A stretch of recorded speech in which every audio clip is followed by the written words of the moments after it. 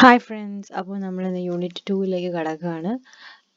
India economic ഡെവലപ്മെൻറ്റിലാണ്. അപ്പോൾ economic reform since 1991 തൊട്ടാണ് യൂണിറ്റ് 2. അപ്പോൾ കഴിഞ്ഞ ക്ലാസ്സിൽ നമ്മൾ എങ്ങനെയായിരുന്നു നമ്മുടെ എക്കണോമി ജസ്റ്റ് ബിഫോർ ഇൻഡിപെൻഡൻസ് എന്നുള്ളതാണ്. ഓക്കെ, 40 വർഷത്തെ പ്ലാൻ ഡെവലപ്മെൻറ്റിന് ശേഷം ഇന്ത്യ എന്ന് പറയുന്ന ഒരുപാട് സ്ട്രോങ് ഇൻഡസ്ട്രിയൽ ബേസും കുറേയൊക്കെ സെൽഫ് സഫീഷ്യൻ്റ് ആവാൻ ഫുഡ്സും ഗ്രീൻസിലും എന്താണ് സെൽഫ് സഫീഷ്യൻ്റ് ആയി. ഓക്കെ, അപ്പോൾ ഒരു മേജർ സെഗ്മെൻറ്റ് ഓഫ് പോപ്പുലേഷൻ ശരിക്കും പറഞ്ഞാൽ അഗ്രികൾച്ചറിൽ ഡിപ്പെൻഡ് ചെയ്തു തുടങ്ങി. അപ്പോൾ 1991 crisis in balance of payment ഉണ്ടായി. അപ്പോൾ ഇതൊക്കെ അറിയാനായിട്ട്, ഈ ബാലൻസ് ഓഫ് പേയ്മെൻറ്റ് എന്താണെന്നൊക്കെ അറിയാനാണ് ഞാൻ ഈ പറഞ്ഞത്. മാക്രോ എക്കണോമിക്സിൻ്റെ അത് പഠിച്ചിരിക്കണമെന്നുള്ളതാണ്. ഓക്കെ, അങ്ങനെ ആ പോർഷൻ നമ്മുടെ സിലബസിൽ ഇല്ലെങ്കിൽ പോലും ആ ഒരു പോർഷൻ ഉണ്ടെങ്കിൽ നമുക്കിത് കറക്റ്റ് ആയിട്ട് മനസ്സിലാവും. ഓക്കെ, സോ ബാലൻസ് ഓഫ് പേയ്മെൻറ്റിൽ ഒരു ഇഷ്യൂ ഉണ്ടായി. ഈ ബാലൻസ് ഓഫ് പേയ്മെൻറ്റിന് ഇൻ്റർനാഷണൽ ട്രേഡായിട്ട് നമ്മൾ വെളിയിലുള്ള ട്രേഡൊക്കെ ബേസ് ചെയ്ത് വരുന്ന ഒരു സംഭവമാണ് ഈ ബാലൻസ് ഓഫ് പേയ്മെൻറ്റ്. സോ അതിലൊരു ഇഷ്യൂ വന്നപ്പോഴാണ് കുറച്ച് റിഫോംസ് കൊണ്ടുവന്നത്. ശരിക്കും ഈ ഒരു റിഫോമാണ് ശരിക്കും പറഞ്ഞാൽ ഇന്ത്യനെ ഗ്ലോബലൈസേഷൻ, ലിബറലൈസേഷൻ, പ്രൈവറ്റൈസേഷൻ LPG എന്ന് പറയുന്ന ആ ഒരു ലേക്ക് കൊണ്ടുവന്നത്. പിന്നെ ഇന്ത്യ അങ്ങ് ഡെവലപ്പായി. Okay, so liberalisation, privatisation and globalisation in appraisal. Okay, so എന്തൊക്കെയാണ് 1991 കൊണ്ടുവന്നത്? Mechanisms, comprehend the process of globalisation, implication, എന്തൊക്കെ റിഫോംസ് ഉണ്ടായി എന്നുള്ളതാണ്. ഓക്കെ, സോ ഇതിലെന്ന് പറയുന്നത് there is consensus in the world today that economic development is not and GDP is not necessarily a measure of progress in society. അപ്പോൾ സൊസൈറ്റിക്ക് ഫുള്ളായിട്ട് അറിയാം GDP വെച്ച് മാത്രം, ഞാൻ ആദ്യത്തെ ക്ലാസ്സിൽ പറഞ്ഞ പോലെ GDP വെച്ച് മാത്രം നമുക്കൊരു സൊസൈറ്റി പ്രോഗ്രസ് ആയോ ഇല്ലയെന്ന് അറിയാൻ പറ്റില്ല, അല്ലേ? സോ നമ്മൾ ഇൻഡിപെൻഡൻസിന് ശേഷം ഇന്ത്യ ഒരു മിക്സഡ് എക്കണോമി ഞാൻ പറഞ്ഞല്ലോ കഴിഞ്ഞ ക്ലാസ്സിൽ. ഒരു സോഷ്യലും കംപ്ലീറ്റ്ലി പ്രൈവറ്റും അല്ല, കംപ്ലീറ്റ്ലി സോഷ്യലും അല്ല, ഒരു മിക്സഡ് കൈൻഡ് ഓഫ് തിങ് ആണ്. അപ്പോൾ അങ്ങനെ മിക്സഡ് എക്കണോമി ആയി. അപ്പോഴാണ് ഈ ഒരു മിക്സഡ് എക്കണോമി കാരണം കുറേയൊക്കെ കൺട്രോളിങ് റെഗുലേഷനും എക്കണോമിയിൽ വന്നു. ഓക്കെ, ശരിക്കും പറഞ്ഞാൽ നമ്മുടെ ഡെവലപ്മെൻറ്റ് എന്ന് പറഞ്ഞാൽ ഒന്നും ഇല്ലായ്മയിൽ നിന്നാണ് നമ്മൾ ഡെവലപ്പ് ചെയ്ത് വന്നത്. അപ്പോൾ നമുക്ക് സേവിങ്സിൽ ഗ്രോത്ത് കൊണ്ടുവന്നിട്ടുണ്ട്, ഡൈവേഴ്സിഫൈഡ് ഇൻഡസ്ട്രിയൽ സെക്ടർ കൊണ്ടുവന്നിട്ടുണ്ട്, ഒരുപാട് ഗുഡ്സ് പ്രൊഡ്യൂസ് ചെയ്യാൻ പറ്റിയിട്ടുണ്ട്. ഓക്കെ, ഒരു എക്സ്പാൻഷൻ ഉണ്ടായിട്ടുണ്ട് അഗ്രികൾച്ചർ ഔട്ട്പുട്ടിൽ തന്നെ. അപ്പോൾ 1991 ഇന്ത്യ ഒരു വലിയൊരു എക്കണോമിക് ക്രൈസിസ് വന്നു. നമ്മുടെ ഫോറിൻ എക്സ്ചേഞ്ച് റിസർവ്സ് ആണ്. അപ്പോൾ ഫോറിൻ എക്സ്ചേഞ്ച് റിസർവ്സ് ആണ് ശരിക്കും നമ്മൾ ഉപയോഗിച്ചിട്ട് നമ്മൾ പെട്രോൾ ഇമ്പോർട്ട് ചെയ്യുന്നത്, ഓയിലൊക്കെ വാങ്ങുന്നത്. അതൊക്കെ നമ്മൾ ഫോറിൻ എക്സ്ചേഞ്ച് റിസർവ് യൂസ് ചെയ്തിട്ടാണ് നമ്മൾ വാങ്ങുന്നത്. അപ്പോൾ ഈ ഒരു ക്രൈസിസ് ശരിക്കും പറഞ്ഞാൽ നമ്മുടെ ക്രൈസിസ് വളരെയധികം കൂടിയത് നമ്മുടെ എസെൻഷ്യൽ ഗുഡ്സ് ആയ വെള്ളം, ഫുഡ്, അതിനൊക്കെ എസെൻഷ്യൽ ഗുഡ്സ് ഉണ്ടല്ലോ, അതിന് വളരെയധികം പ്രൈസ് കൂടി. അപ്പോഴാണ് പുതിയ പോളിസി കൊണ്ടുവരണം എന്ന് ഈ ഗവൺമെൻറ്റിന് തോന്നിയത്. ഓക്കെ, അപ്പോൾ ഒറിജിൻ ഉണ്ടായത്, ഈ ഫൈനാൻഷ്യൽ ക്രൈസിസിൻ്റെ ഒറിജിൻ 1980s സ്റ്റാർട്ട് ചെയ്തതാണ്. അതായത് ഒരു ജനറൽ അഡ്മിനിസ്ട്രേഷന് വേണ്ടിയിട്ട് കുറച്ച് പോളിസി ഉണ്ടാവണമെങ്കിൽ ഗവൺമെൻറ് എങ്ങനെയാണ് ഫണ്ട് കിട്ടുന്നത്? ഗവൺമെൻറ് ടാക്സ് വാങ്ങിക്കും, അല്ലേ? ടാക്സ് ഏതിൽ നിന്നൊക്കെ വാങ്ങുന്നത്? ടാക്സേഷൻ ഉണ്ടാവും. പിന്നെ ഗവൺമെൻറ്റിന് തന്നെ ഒരുപാട് കമ്പനീസ് ഉണ്ട്, അപ്പോൾ അതിൽ നിന്നൊക്കെയാണ് കിട്ടുന്നത്. അപ്പോൾ expenditure is more than income ആവുമ്പോഴാണ് ഡെഫിസിറ്റ് ഉണ്ടാവുന്നത്. ഈ ഡെഫിസിറ്റ് ഒക്കെ നിങ്ങൾക്ക് എന്താണെന്ന് അറിയണമെങ്കിൽ നിങ്ങൾ എന്ത് പഠിക്കണം? ഞാൻ മാക്രോ എക്കണോമിക്സ് ടെക്സ്റ്റ് പഠിക്കണം. ഞാൻ അതിൻ്റെ കൂടെ തന്നെ ഇടുന്നത് അതുകൊണ്ടാണ്. ഓക്കെ, സൈഡ് ബൈ സൈഡായിട്ട് പോകണം അത്. സോ ബാങ്കിൻ്റെ സൈഡിൽ നിന്ന് ഒരു ഡെഫിസിറ്റ്, അതായത് നമ്മളിപ്പോൾ ഇപ്പം നമ്മൾ തന്നെ ആലോചിച്ച് നോക്കുക, കടം എന്നുള്ളതാണ് ഡെഫിസിറ്റിൻ്റെ വേറൊരു മീനിങ് എന്ന് വേണമെങ്കിൽ പറയാം. അതായത് നമ്മൾ ഗവൺമെൻറ്റിന് തന്നെ ഒരുപാട് ബോറോ ചെയ്യേണ്ടി വരും, എക്സ്പെൻഡിച്ചർ ഇൻകമിനേക്കാളും കൂടുതലാവുകയാണെങ്കിൽ.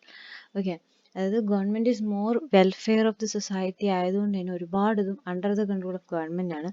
വെളിയിൽ നിന്ന് ഒരു ഇൻസ്റ്റിറ്റ്യൂട്ടിനും ഇങ്ങോട്ട് വരാൻ പറ്റില്ല, വെളിയിൽ നിന്നുള്ള ഇൻസ്റ്റിറ്റ്യൂഷനെ ഒന്നും ഹെൽപ്പിന് വിളിക്കത്തില്ല. അപ്പോൾ അങ്ങനെ വന്നപ്പോൾ തന്നെ നമുക്കൊരു പ്രശ്നമുണ്ടായി.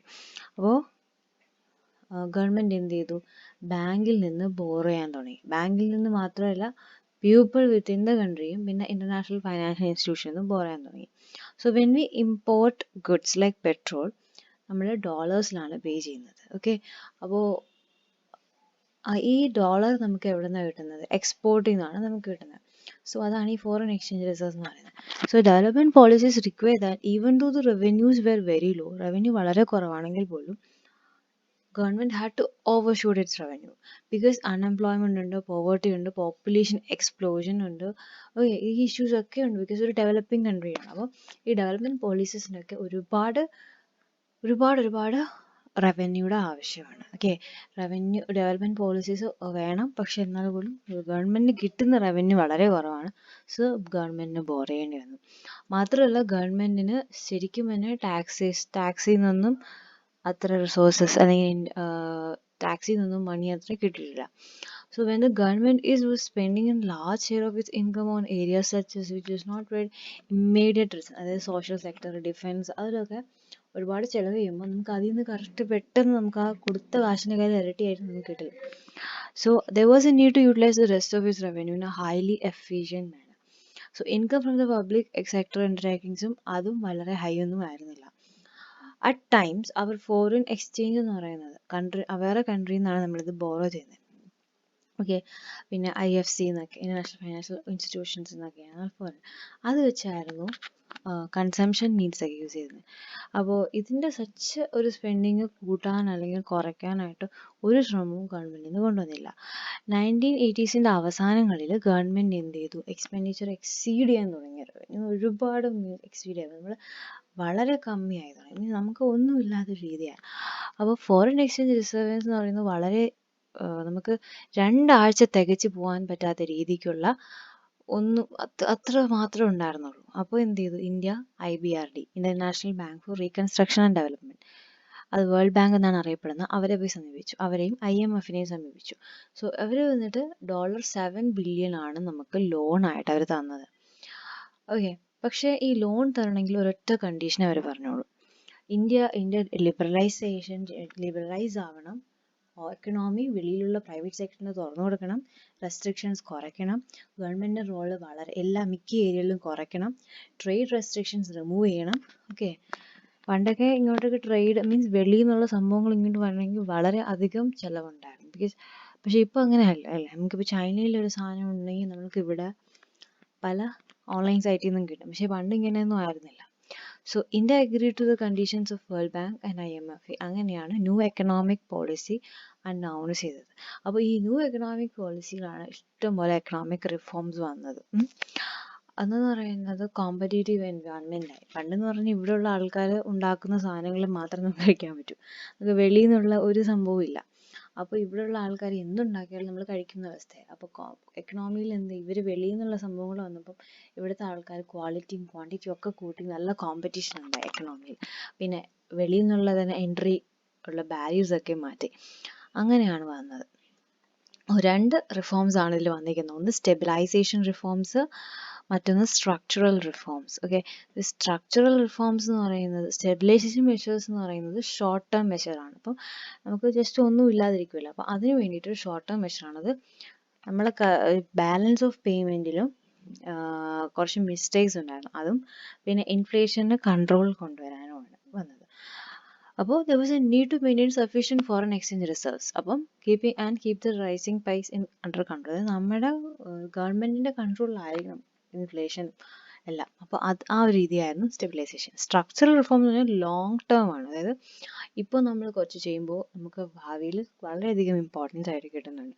അതായത് ഇപ്പോൾ എക്കണോമിയുടെ എഫിഷ്യൻസി കൂട്ടുക, ഇൻ്റർനാഷണൽ കോമ്പറ്റീറ്റീവ്നെസ് കൂട്ടുക, പിന്നെ നമ്മുടെ ഇന്ത്യൻ എക്കണോമി തന്നെ ഒരുപാട് റിജിഡിറ്റി ഉണ്ട് അല്ലേ, ഒരുപാട് റിജിഡിറ്റി ഉണ്ട്. Rigidity in the sense blocks ഉണ്ട്. അതായത് നമ്മളിപ്പോൾ ഒരു കമ്പനി തുടങ്ങണമെങ്കിൽ തന്നെ എന്തുമാത്രം ഒരു പ്രോസസ്സാണ് പണ്ടുണ്ടായിരുന്നത്, അതിനേക്കാൾ ഇപ്പോൾ കുറഞ്ഞിട്ടുണ്ട്. അപ്പം അത്രയും റിജിഡിറ്റി ഉണ്ടായിരുന്നു. പിന്നെ പോളിസിയും 3 ഹെഡിലായി മാറി നമ്മൾ ഗവൺമെൻറ്റിൻ്റെ പോളിസി: ലിബറലൈസേഷൻ, പ്രൈവറ്റൈസേഷൻ, ഗ്ലോബലൈസേഷൻ. ഇപ്പം ലിബറലൈസേഷൻ എന്ന് വെച്ചാൽ എന്താണെന്ന് വെച്ചാൽ, നമ്മൾ പണ്ടൊക്കെ industrial licensing, export import policy, technology upgradation, fiscal policy, foreign investment. അപ്പോൾ ഇതൊക്കെയാണ് ആദ്യം 1980s ഇൻട്രൊഡ്യൂസ് ചെയ്തത്. അത് 1991 ഇത് കുറച്ചുകൂടെ കോംപ്രിഹെൻസീവായിട്ട് നിന്നു. എന്നിട്ട് അവരേതൊക്കെയാണ്? Industrial sector, financial sector, tax reforms, foreign exchange market, trade and investment sectors. Deregulation of industrial sector എന്ന് ഉദ്ദേശിക്കുന്നത് നമ്മൾ കുറച്ച് റെഗുലേഷൻ ഒക്കെ കുറച്ചു. ഓക്കെ, അതായത് ഇൻഡസ്ട്രിയൽ ലൈസൻസിങ് എന്ന് പറയുന്നത് ഗവൺമെൻറ് ഒഫീഷ്യലിൽ നിന്ന് വേണമായിരുന്നു കിട്ടാൻ. സോ അതൊക്കെ കുറച്ചുകൂടെ എന്ത് ചെയ്തു, കുറച്ചുകൂടെ ഈസാക്കി. ഓക്കെ, പിന്നെ പ്രൈവറ്റ് സെക്ടർ എന്ന് പറയുന്നത് കുറേ സ്ഥലത്തൊന്നും അലൗഡ് അല്ലായിരുന്നു. സം ഗുഡ്സ് എന്ന് പറയുന്നത് സ്മോൾ സ്കെയിലിൽ മാത്രമേ ഉണ്ടാക്കാൻ പറ്റുള്ളൂ. പ്രൈസ് ഫിക്സേഷൻ ഭയങ്കര അധികം കൺട്രോളായിരുന്നു. സോ അങ്ങനത്തെ കുറച്ച് ഇഷ്യൂസാണ്. ഇതൊക്കെ എന്ത് ചെയ്തു, മാറി. ഓക്കെ, അതായത് ഇൻഡസ്ട്രിയൽ ലൈസൻസ് എല്ലാത്തിലും അബോളിഷ് ചെയ്തു except alcohol, cigarette, hazardous chemical, industrial explosives, electronics, aerospace and drugs and pharmaceuticals. The only industries which now reserve for public sector എന്ന് പറയുന്നത് ഡിഫെൻസ് ആണ്. അതും ഏകദേശം ഇപ്പം അറിയാമല്ലോ നിങ്ങൾക്ക്. ഒറിജിനൽ എക്യുപ്മെൻറ്റ്സ് മാനുഫാക്ചറർ എന്ന് പറയുന്ന OEM എന്ന് പറഞ്ഞ മെത്തേഡ് വഴി ഫോറിൻ ആൾക്കാരെയും മാത്രമല്ല പ്രൈവറ്റും ഡിഫെൻസിൽ വരുന്നുണ്ട്. അപ്പോൾ അത് ഞാൻ കറണ്ട് അഫയേഴ്സിൽ പറയാം. സോ അത് വരുന്നുണ്ട്. അപ്പോൾ പബ്ലിക് സെക്ടറിന് പബ്ലിക് സെക്ടറിൽ നിന്ന് ഇപ്പോൾ ഡിഫെൻസും അറ്റോമിക് എനർജിയും റെയിൽവേ ട്രാൻസ്പോർട്ടേ ഉള്ളൂ. റെയിൽവേ ഇപ്പോൾ എന്തായി പ്രൈവറ്റ് ആയിക്കൊണ്ടിരിക്കുകയാണ്. പിന്നെ കുറേ ഗുഡ്സ് സ്മോൾ സ്കെയിൽ ഇൻഡസ്ട്രീസ് ഉണ്ടാകും, അത് മാറ്റിയിട്ട് എല്ലാവർക്കും അതിനെ കൊണ്ടുവരാം. പിന്നെ ഫിനാൻഷ്യൽ സെക്ടർ റിഫോംസ് എന്ന് പറയുന്നത് ഫിനാൻഷ്യൽ സെക്ടർ ഏതൊക്കെയാണ് ഇൻക്ലൂഡ് ചെയ്യുന്നത്? Commercial bank, investment bank, stock exchange operations, foreign exchange bank. So financial sector in India എന്ന് പറയുന്നത് ആരാണ് റെഗുലേറ്റ് ചെയ്യുന്നത്? RBI. So all banks and other financial institute എന്ന് RBI ആണ്. അപ്പോൾ RBI ആണ് എത്ര മണി ഉണ്ടാകുന്നത്, എത്ര മണി സപ്ലൈ ഉണ്ടാകുന്നത് എന്നൊക്കെ ഡിസൈഡ് ചെയ്യുന്നത്. Okay, one of the main aim of the financial sector reform എന്ന് പറയുന്നത് RBIയുടെ റോള് കുറയ്ക്കുക, അതിൽ നിന്ന് റെഗുലേറ്ററിൽ നിന്ന് ഫെസിലിറ്റേറ്റർ ആവുക. ഇത്രയും കാലം റെഗുലേറ്റ് ചെയ്തില്ലേ, ഇനി ഫെസിലിറ്റേറ്റർ ആവുക എന്നുള്ള ഒരു പൊസിഷനിലേക്ക് എത്തി. Financial sector may be allowed to take up decisions on many matters without the consult. RBIയുടെ കൺസൾട്ടിങ് ഇല്ലാതെ തന്നെ ഇവർക്ക് ഒരുപാട് കാര്യങ്ങൾ ചെയ്യാൻ പറ്റി. അടുത്ത reform policies. Reform policies private, അതായത് ബാങ്ക്സ് ഒരുപാട് പ്രൈവറ്റൈസേഷൻ ആയി. പണ്ടൊക്കെ നാഷണലൈസേഷൻ ആയിരുന്നു, പിന്നെ പ്രൈവറ്റൈസേഷൻ ആയിരുന്നു.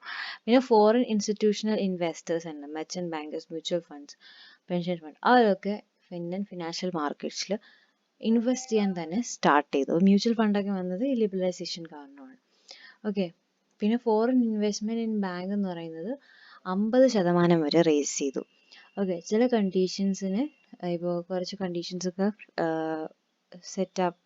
കുറച്ച് കണ്ടീഷൻസൊക്കെ ഇത് വയ്ക്കും. അപ്പോൾ ആ കണ്ടീഷൻസൊക്കെ ഫുൾഫിൽ ചെയ്യുന്ന ബാങ്ക്സിന് എന്ത് ചെയ്യാം, കുറച്ച് ബ്രാഞ്ചസ് വെക്കാം without the approval of RBI. എന്നിട്ട് അവരെ എക്സിസ്റ്റിംഗ് ബ്രാഞ്ച് നെറ്റ്വർക്കിനെ റാഷണലൈസ് ചെയ്യാം. ഓക്കെ, ടാക്സ് റിഫോംസ് എന്ന് പറയുന്നതാണ് ഒന്നാമത്തെ മെയിൻ കാര്യം. എന്ന് വെച്ചാൽ ടാക്സിൽ നിന്ന് ഒന്നും കിട്ടാത്തതുകൊണ്ടാണ് ഗവൺമെൻറ്. അപ്പോൾ 2 ടൈപ്പ് ഓഫ് ടാക്സ് ആണുള്ളത്, ഡയറക്റ്റ് ടാക്സും ഇൻഡയറക്റ്റ് ടാക്സും. So collectively known as fiscal policy. എന്നാൽ ടാക്സേഷൻ റിഫോംസും പബ്ലിക് എക്സ്പെൻഡിച്ചറിനുമാണ് ഫിസ്ക്കൽ പോളിസി എന്ന് പറയുന്നത്. അപ്പോൾ ഈ ഡയറക്റ്റും ഇൻഡയറക്റ്റും ഉണ്ട്. അപ്പോൾ ഈ ഡയറക്റ്റ് ടാക്സ് എന്ന് പറയുന്നത് ഇൻകം ആണ്, നമുക്കറിയാമല്ലോ, നമ്മുടെ ഓരോരുത്തരും സാലറി നിന്നാണ് കട്ടാവുന്നത്. സിൻസ് 1991 തൊട്ട് reduction in taxes on individual income as it was felt high rates of income were important reason for tax evasion. അല്ലേ, ഇപ്പോൾ നമ്മളിപ്പോൾ 10 ലക്ഷം രൂപ ആനുവൽ ഇൻകം ഉണ്ടെങ്കിൽ 5 ലക്ഷം രൂപ അടയ്ക്കണം എന്ന് പറയുന്നത് ഒട്ടും ശരിയല്ല, അല്ലേ. അപ്പോൾ അതിനൊരു ഈസ്മെൻ്റ് ഉണ്ടായി. എന്നിട്ട് വോളണ്ടറി ഡിസ്ക്ലോഷർ ഓഫ് ഇൻകം കൊണ്ടുവന്നു. പിന്നെ ഇപ്പോൾ കൂടുതൽ ഇൻകം ടാക്സ് ഇതാണ്, ബിക്കോസ് ഇൻകം ടാക്സ് എന്ന് പറയുന്നതാണ് ഏറ്റവും കൂടുതൽ sources of income. Okay, corporation ടാക്സും ഉണ്ട്, കോർപ്പറേഷൻ ടാക്സാണ് ഏറ്റവും ഹൈ. ഓക്കെ, സോ ഇൻഡയറക്റ്റ് ടാക്സിനെ റിഫോം ചെയ്യാൻ തുടങ്ങി. അങ്ങനെ ഇൻഡയറക്റ്റ് ടാക്സിനെ റിഫോം ചെയ്താണ് ഇപ്പോൾ GST എത്തിയിരിക്കുന്നത്. പിന്നെ foreign exchange reforms. Rupee was devalued against foreign currency. അപ്പോൾ increase in inflow of foreign exchange. ഈ ഫോറിൻ എക്സ്ചേഞ്ച് ഉണ്ടെങ്കിൽ നമുക്ക് ഓയിലും അത്യാവശ്യം ഡീസലും ഒക്കെ വാങ്ങാൻ പറ്റുള്ളൂ. സോ അത് വന്നു. പിന്നെ trade and investment policy reforms. Liberalisation of trade and investment regime എന്ന് പറയുന്നത് ഇനീഷ്യേറ്റ് ചെയ്തു. ബിക്കോസ് ഇൻ്റർനാഷണൽ കോമ്പറ്റീറ്റീവ്നെസ് വേണം, അല്ലേ. നമ്മളെ എല്ലാ ചുവരുകളും അടച്ചു വെച്ചിട്ട് ഇവിടെ ഒരു സാധനം വേണ്ടെന്ന് വെച്ച് നമുക്ക് ഡെവലപ്മെൻറ്റ് കൂടുകയോ അവർക്ക് കൂടുതൽ ഫെസിലിറ്റേഷൻ ഉണ്ടാവുകയില്ല. അങ്ങോട്ടും ഇങ്ങോട്ടും വേണം എന്നുള്ളതാണ് ഇപ്പോഴത്തെ സ്ഥിതി. പക്ഷേ ഇപ്പോൾ അതൊക്കെ മാറി വരുന്നു. അമേരിക്ക ഒരു പ്രൊട്ടക്ഷനിസം പോളിസി എന്നാണ്, പ്രൊട്ടക്ഷനിസ്റ്റ് എന്ന് പറയും, പ്രൊട്ടക്റ്റായി അവരെ ഒരു ടെറിട്ടറിക്കുള്ളിൽ അവർ ഏകദേശം നമ്മൾ പഴയ ഇന്ത്യയിലേക്ക് പോയിക്കൊണ്ടിരിക്കുകയാണ്, അമേരിക്കയും ബ്രിട്ടനും ഒക്കെ. Okay, so protect domestic industries. India was following an regime of qualitative restriction. കുറച്ച് റെസ്ട്രിക്ഷൻസ് കൊണ്ടുവന്നിട്ടുണ്ട്. സോ ഇമ്പോർട്ട് കുറച്ചിട്ട്, ഇമ്പോർട്ട് അതായത് നമുക്ക് ഇങ്ങോട്ട് വരുന്ന സംഭവമാണ്, അല്ലേ. എക്സ്പോർട്ട് എന്ന് പറഞ്ഞാൽ എക്സ്പോർട്ട് ആണ് നമ്മൾ വെളിയിൽ കൊടുക്കുന്നതാണ്. ഓക്കെ, സോ എക്സ്പോർട്ട് ഡ്യൂട്ടി ഉണ്ടായിരുന്നു, അതൊക്കെ റിമൂവ് ചെയ്തു. ഇമ്പോർട്ട് ലൈസൻസിങ് അബോളിഷ് ചെയ്തു. ഒരുപാട് റെസ്ട്രിക്ഷൻസും വെളിയിൽ നിന്നുള്ള ആൾക്കാർക്കുണ്ടായിരുന്നു, അതൊക്കെ മാറ്റിയിട്ടുണ്ട്. ഓക്കെ, അടുത്ത പ്രൈവറ്റൈസേഷൻ. പ്രൈവറ്റൈസേഷൻ എന്ന് വെച്ചാൽ അറിയാമല്ലോ, ഡിസ്ഇൻവെസ്റ്റ്മെന്റ് ആണ്. ഇഷ്ടംപോലെ ഡിസ്ഇൻവെസ്റ്റ്മെന്റ് ആണ് ഇപ്പോൾ നടന്നുകൊണ്ടിരിക്കുന്നത്, നിങ്ങൾക്കറിയാം. അപ്പോൾ അതിനെപ്പറ്റി കൂടുതൽ പറയേണ്ട ആവശ്യമുണ്ട്. പ്രൈവറ്റൈസേഷൻ എന്ന് വെച്ചാൽ അറിയാമല്ലോ, ഗവൺമെന്റിന്റെ ഷെയർ 51% ഷെയർ ഗവൺമെന്റ് വെച്ചിട്ട് ബാക്കി ഫുൾ പ്രൈവറ്റിനാണ്. പിന്നെ അതിലും കൂടുതൽ 51% കുറച്ചിട്ട് ഇപ്പോൾ 25% വരെ ഗവൺമെന്റ് വെച്ച് ബാക്കിയൊക്കെ പ്രൈവറ്റിന് കൊടുക്കുന്നതും ഉണ്ട്. ഇപ്പോൾ selling of part of an equity of B S സിനെയാണ് ഡിസ്ഇൻവെസ്റ്റ്മെന്റ് എന്ന് പറയുന്നത്. അതായത് പബ്ലിക് സെക്ടർ, ഇപ്പോൾ ഒരു പബ്ലിക് ബി എസ് എന്നിൽ ഇപ്പോൾ എനിക്കറിയില്ല, സപ്പോസ് ഇപ്പോൾ ഗവൺമെന്റ് 78% ഉണ്ടെങ്കിൽ അതിന് 51% എത്തിയിട്ട് ബാക്കിയുള്ള എല്ലാം പ്രൈവറ്റിന് കൊടുക്കുന്നതാണ് ഡിസ്ഇൻവെസ്റ്റ്മെന്റ്. ഓക്കെ, അത് ശരിക്കും പറഞ്ഞാൽ ഫിനാൻഷ്യൽ ഡിസിപ്ലിനും മോഡേണൈസേഷൻ കൂട്ടാൻ വേണ്ടിയിട്ടാണ്. ഗവൺമെന്റിന് എത്ര ചെയ്താലും പ്രൈവറ്റിന് അത്ര കോമ്പീറ്റ് ചെയ്യാൻ പറ്റില്ല. ബിക്കോസ് നമുക്കറിയാമല്ലോ, ജിയോ ആണോ ബി എസ് എൻ എൽ ആണോ, മനസ്സിലായല്ലേ. പിന്നെ നവരത്ന ചോദിക്കും, എന്താണ് നവരത്ന എന്ന് അറിഞ്ഞിരിക്കുന്നത്. നവരത്ന കിങ് വിക്രമാദിത്യ എന്ന് പറയുന്ന കിങ്ങിന്റെ കോർട്ടിലുണ്ടായിരുന്ന 9 ജ്വൽസിനെയാണ് പറഞ്ഞിരുന്നത്. 9 എമിനന്റ് പേഴ്സൺസ് ആയിരുന്നു അത്. സോ അതാണ്. അപ്പോൾ നമ്മൾ PSCs മഹാരത്ന, നവരത്ന, മിനിരത്ന എന്നാണ് അറിയപ്പെടുന്നത്. സോ അതിൽ മിനിരത്ന എന്ന് വെച്ചാൽ greater potential, financial and managerial autonomy has been granted to profit making ആണെങ്കിൽ that is mini Ratnas. So അതിൽ central public sectors designated difference statuses. Maharatna എന്ന് പറയുന്നത് ഏതൊക്കെയാണ്? IOC steel authority of India limited, Navratna Hindustan aeronautical limited, Mahanagar telephone MTNL, Miniratnas Bharat BSNL, airport authority of India, India railway catering tourism corporation IARCTC. So ഇത് ഇത്രയാണ്. ഇതിന് ഇനിയും കൂടിയിട്ടുണ്ടെങ്കിൽ നിങ്ങൾക്ക് അത് ആഡ് ചെയ്ത് എഴുതുക. ഓക്കെ, നിങ്ങൾ ജസ്റ്റ് ഗൂഗിൾ ചെയ്താൽ മതി how many minutes we have in India, അപ്പോൾ അറിയാൻ പറ്റും. ചോദിക്കാൻ ചാൻസ് ഇല്ല, എന്നാലും നമ്മൾ അറിഞ്ഞിരിക്കണം. ചിലപ്പോൾ ഓപ്ഷനിൽ this and this and this are the mini Ratnas വന്നിട്ട് വരും. Which of the following is right എന്ന് ചോദിക്കും. അപ്പോൾ ഈ ഒരു സ്റ്റേറ്റ്മെന്റ് ഇതുണ്ടെങ്കിൽ നമുക്ക് ജസ്റ്റ് ഒന്ന് കൺഫ്യൂഷൻ ആയിപ്പോൾ, അതുകൊണ്ടാണ്. Okay, so government envisages that the privatization could provide strong impetus to inflow of FDI. അതായത് ഗവൺമെന്റിന്റെ പ്രൈവറ്റൈസേഷൻ കൊണ്ട് തന്നെ FDI, ഫോറിൻ ഡയറക്റ്റ് ഇൻവെസ്റ്റ്മെന്റ് കൂടാം. ബിക്കോസ് പ്രൈവറ്റൈസേഷൻ മീൻസ് മോഡേണൈസേഷൻ ആണ് ഒരു തരത്തിൽ. ഓക്കെ, സോ ഗ്ലോബലൈസേഷൻ അറിയാമല്ലോ, എല്ലാവരും ഒരൊറ്റ ഗ്ലോബ് എന്നുള്ള രീതിയിലാണ്. സോ ഔട്ട്സോഴ്സിംഗ് ആണ് ഏറ്റവും ഇമ്പോർട്ടൻറ്റ് ഔട്ട്കംസ്. അതായത് ഔട്ട്സോഴ്സിൽ കമ്പനി ഒരു regular service from external services സോഴ്സസിൽ നിന്ന് എടുക്കും, അതർ കൺട്രീസിൽ നിന്നായിരിക്കും. അതായത് നമ്മൾ legal adviser, computer service, advertisement, security, okay, ഇതിനൊക്കെ റെസ്പെക്റ്റഡ് ഡിപ്പാർട്ട്മെന്റ് ഓഫ് ദ കമ്പനിയിൽ നിന്ന് ആൾക്കാരെ എടുക്കും. അങ്ങനെ എടുത്താണ് IT ഫീൽഡ് ഏറ്റവും കൂടുതലാവുന്നത്. So many of the service such as voice based business process, particularly known as BPO or call centres ഒക്കെ വരുന്നതിന് മേജർ റീസൺ എന്താണ്? ഗ്ലോബലൈസേഷൻ ആണ്. ഓക്കെ, സോ ഇതാണ് നമ്മുടെ സംഭവം. പിന്നെ എന്താണ് ഇനി അതിന് മുന്നേ ഗ്ലോബൽ ഫുഡ് പ്രിന്റ്, ഇങ്ങനത്തെ ബോക്സസ് വളരെ ഇമ്പോർട്ടൻ്റ് ആണ്. ബിക്കോസ് നിങ്ങളൊന്ന് ജസ്റ്റ് ഒന്ന് വായിച്ചു ചെയ്യുക. Owing to globalization, you might find many Indian companies have expanded their wings to many other countries. അല്ലേ, അതായത് ONGC വിദേശ് എന്ന് പറയുന്നത് ആക്ച്വലി അതിന് 16 കൺട്രീസിൽ തന്നെ അത് ഇഷ്ടംപോലെ കൺട്രീസിന് എൻഗേജ്ഡ് ആണ്. ടാറ്റ സ്റ്റീൽ അല്ലേ, 1907 ടിസ്കോ 1907 അത് എസ്റ്റാബ്ലിഷ് ചെയ്തത്. One of the top 10 global steel companies ആണ്. Okay, and HCL technology from the top 5 IT companies ആണ്. ഇപ്പോൾ ഇൻഫോസിസ് ഉണ്ട്. അപ്പോൾ അതേപോലത്തെ ഒരുപാട് കമ്പനീസ് ഗ്ലോബലി റെക്കഗ്നൈസ്ഡ് ആവാൻ മേജർ റീസൺ എന്താണെന്ന് വെച്ചാൽ ഗ്ലോബലൈസേഷൻ ആണ്. Low wage rates and availability of skilled man power ആണ് ഇന്ത്യയിൽ IT സെക്ടർ വരാനുള്ള റീസൺ. പക്ഷേ ഇപ്പോൾ IT സെക്ടർ മാറി. IT സെക്ടറിൽ കുറച്ച് സ്പെഷ്യലൈസ്ഡ് സ്കില്ലുള്ള ഏരിയാസ് ഉണ്ട്, like artificial intelligence, data science, അതൊക്കെയാണ് ഇനി പഠിക്കാൻ. ബിക്കോസ് അതിലൊക്കെയാണ് ജോബ് ഓപ്പർച്യൂണിറ്റീസ് ഏറ്റവും കൂടുതൽ വരാൻ പോകുന്നത്. Okay, so now what is world trade organisation? World trade organisation 1995 GATT എഗ്രിമെന്റിലാണ്. So GATT was established in 1940. അതിന് മുന്നേ GATT ആണ് ഉണ്ടായിരുന്നത്. 23 കൺട്രീസ് വെച്ച് 1948. അത് ശരിക്കും പറഞ്ഞാൽ മൾട്ടിലാറ്ററൽ ട്രേഡ് എഗ്രിമെന്റ്സിന് വേണ്ടിയിട്ടാണ്. പക്ഷേ WTO എന്നൊക്കെ പറയുന്ന ഒരു പേരിന് മാത്രമേ ഉള്ളൂ. ബിക്കോസ് നമ്മളിപ്പോൾ ഇന്ത്യ ചൈന ഇഷ്യൂ ചെയ്ത് കണ്ടില്ല, അവർക്കൊന്നും ചെയ്യാൻ പറ്റില്ല, മനസ്സിലായില്ലേ.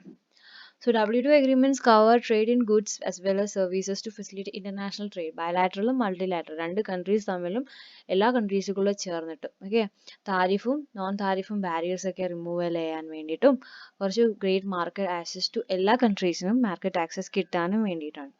So as an important member of WTO, India has been forefront of framing fair global rules, regulations, and safeguards in advocating the interests of the developing world. India has kept its commitment towards liberalization of trade made in the WTO by removing quantitative restrictions. ഇമ്പോർട്ട്സിന് നമ്മൾ ഒരുപാട് restriction വെച്ചിട്ടുണ്ട്. ചൈനയിലേക്ക് നമ്മൾ restriction വെക്കാൻ പോകുന്നുണ്ട്.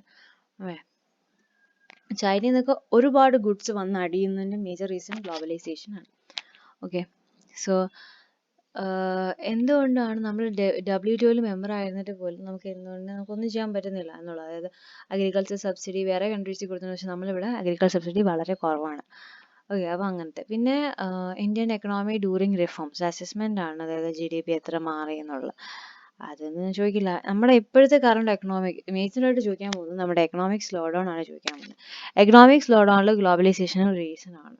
Okay, അതെന്താ നിങ്ങൾ കണ്ടുപിടിക്കുക. Okay, so FDIയും FIIയും ഉണ്ട്, അതിൻ്റെ ഡിഫറൻസ് കണ്ടുപിടിക്കുക. അതൊക്കെ നമ്മൾ മറ്റേതിൽ പഠിക്കും, മാക്രോ എക്കണോമിക് ടെക്സ്റ്റിൽ. Okay, growth and employment, GDP growth ഉണ്ടെങ്കിൽ പോലും എംപ്ലോയ്മെൻറ്റ് ഉണ്ടെന്നൊന്നും പറയാൻ പറ്റില്ല. റിഫോംസ് ഇൻ അഗ്രികൾച്ചർ, അതായത് ഓരോന്നിലും എങ്ങനെയാണ് ഗ്ലോബലൈസേഷൻ എഫക്റ്റ് ചെയ്തെന്നുള്ളതാണ്. Okay, disinvestment, reforms in industry. So conclusion. ഇനി സിർസില ട്രാജഡി. സിർസില ട്രാജഡി എന്ന് പറയുന്നത് ആന്ധ്രാപ്രദേശിലുള്ള ഒരു സ്ഥലമാണ്. അതായത് പവർ സെക്ടർ റിഫോംസ് ഇവിടെ ഉണ്ടായത്. അതായത് സബ്സിഡി റേറ്റ്സ് ഒക്കെ കളയാമെന്ന് കുറച്ച് സ്റ്റേറ്റ്സ് വിചാരിച്ചു. അപ്പോൾ പവർ താരിഫ് വളരെയധികം കൂടി. ഇതെന്ന് പറയുന്നത് സ്മോൾ ഇൻഡസ്ട്രീസിൽ വർക്ക് ചെയ്യുന്ന വർക്കേഴ്സിന് ഭയങ്കര ഇഷ്യൂ ആയി. അങ്ങനെ powerloom textile industries of Andhra Pradesh അവരെന്ത് ചെയ്യുന്നു വെച്ചാൽ അവരെ പ്രൊഡക്ഷൻ ഓഫ് ക്ലോത്തും പവർ കട്ടും എല്ലാം ഈസ് ഈക്വൽ ടു അവരെ വേജസ് കുറയുന്നതാണ്, അവരെ കിട്ടുന്ന കൂലി കുറയും. അങ്ങനെയാണ് അവർ ക്രൈസിസ് സ്റ്റാർട്ട് ചെയ്തത്. അങ്ങനെയാണ് സിർസില ട്രാജഡി എന്ന് പറഞ്ഞത്. ആന്ധ്രാപ്രദേശിലുള്ള ഒരു ഏരിയ ആണ്. ഓക്കെ, പിന്നെ അവരുടെ ഒരു ക്രിട്ടിക്കൽ അനാലിസിസ് ആണ്. സോ ഇത്രയേ ഉള്ളൂ. So thank you for watching. എന്തെങ്കിലും ഡൗട്ട്സ് ഉണ്ടെങ്കിൽ ജസ്റ്റ് ഒന്ന് കമൻറ്റ് ചെയ്താൽ ഞാൻ പറയാം. Okay, thank you. പിന്നെ നമ്മുടെ ടെലഗ്രാം ചാനലുണ്ടല്ലോ, KS വാല്യൂസ്, അതിൽ ജോയിൻ ചെയ്യുക. നിങ്ങൾ ഏതെങ്കിലും ഫ്രണ്ട്സിന് ഇപ്പോൾ പഠിക്കാൻ പറ്റുന്നില്ല, അല്ലെങ്കിൽ എന്തെങ്കിലും എന്താ പറയുക ഫിനാൻഷ്യൽ ഇഷ്യൂസ് കാരണം പഠിക്കാൻ പറ്റുന്നില്ല, പക്ഷേ എന്താ പറയുക പഠിക്കാൻ കഴിവുള്ള പിള്ളേരൊക്കെ ഉണ്ടെങ്കിൽ please let them join this. Okay, എന്നിട്ട് നമുക്ക് എല്ലാവരും ഒരുമിച്ച് പഠിക്കാം. ഓക്കെ, നല്ലൊരു രസമുള്ളൂ. Thank you for watching. Bye by.